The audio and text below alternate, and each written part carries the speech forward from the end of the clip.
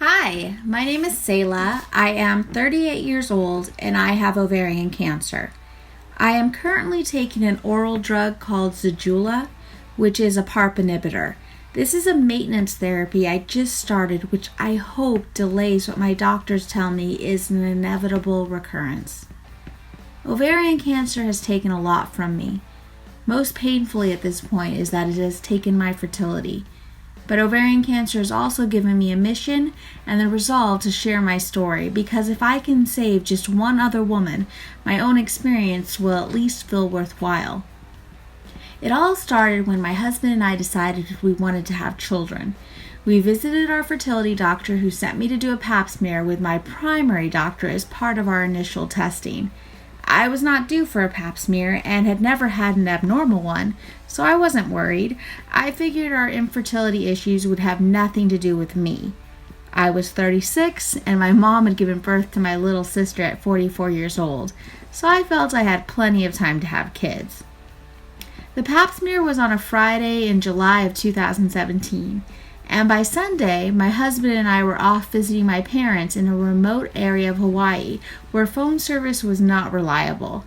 I first knew something was wrong when we drove into town on Monday and I had a missed call from my doctor's office asking that I call back immediately.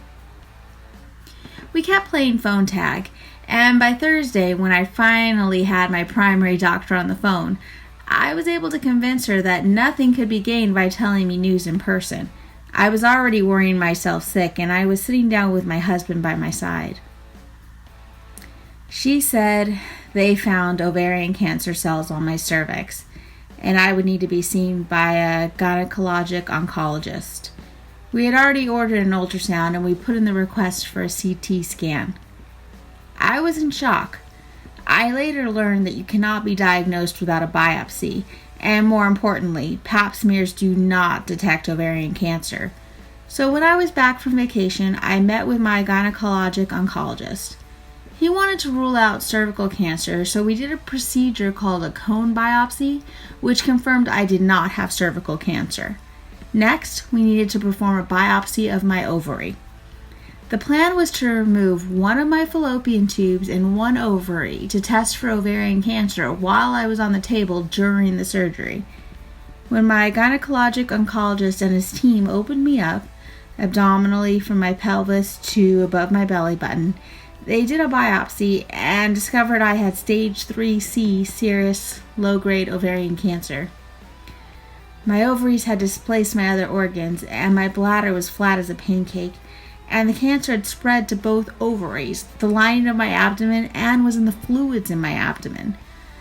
Following my doctor's recommendation, my husband and sister made the decision that my ovaries, fallopian tubes, uterus, and cervix be removed and tumors debulked.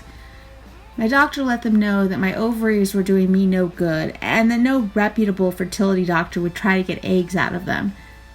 The surgery ended up lasting 4 hours. When I came to, my sister and husband were on each side of my bed. I asked them to tell me what happened, and they did. I thank them for making such a tough decision. After my recovery, it was recommended that I start chemo. I had learned that low-grade ovarian cancer doesn't typically respond well to chemo, so I decided to seek out a second opinion from one of the top low-grade ovarian cancer doctors. He let me know that some patients were having luck with letrozole, an oral maintenance drug that is also called Femara. It is an aromatase inhibitor used to treat estrogen-positive cancers. Some of his patients did chemo, some did partial chemo, and some went straight on the drug after tumor debulking. I decided to skip chemo and go straight on letrozole. Less than 6 months went by before I had muscle strain pain in my abdomen and extreme fatigue. My gynecologic oncologist ordered a CA-125 blood test and a CT scan and did a physical exam. All 3 tests confirmed a recurrence.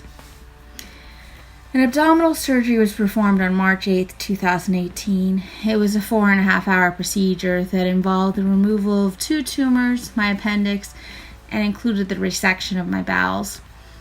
The pathology report confirmed the tumors were once again low-grade ovarian cancer. So I have low-grade cancer that acts like high-grade because of the speed of which the second set of tumors grew.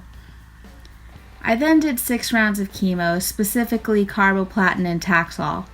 After I finished chemo, my CA-125 was low, but a CT scan showed something new was going on with my left lung.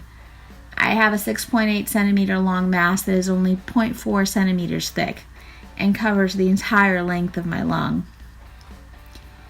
Without a biopsy, my medical team is not sure if the growth is ovarian cancer mets or excess fluid. I have turned down the biopsy by my cardiothoracic surgeon for now and have opted for the wait-and-see approach.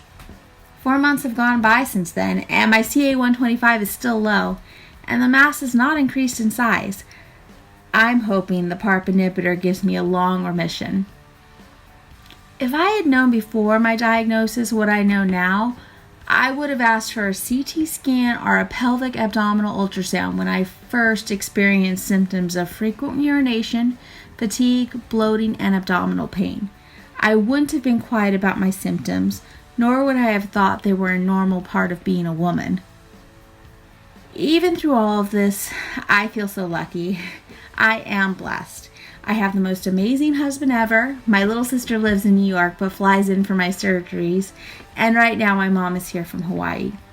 I have a full life with 4 fur babies, 2 cats, and 2 dogs, all under 15 pounds. My friends and neighbors are caring and helpful.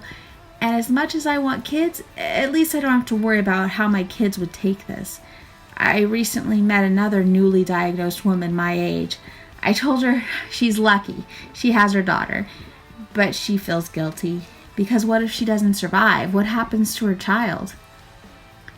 Since my diagnosis, my whole outlook has changed.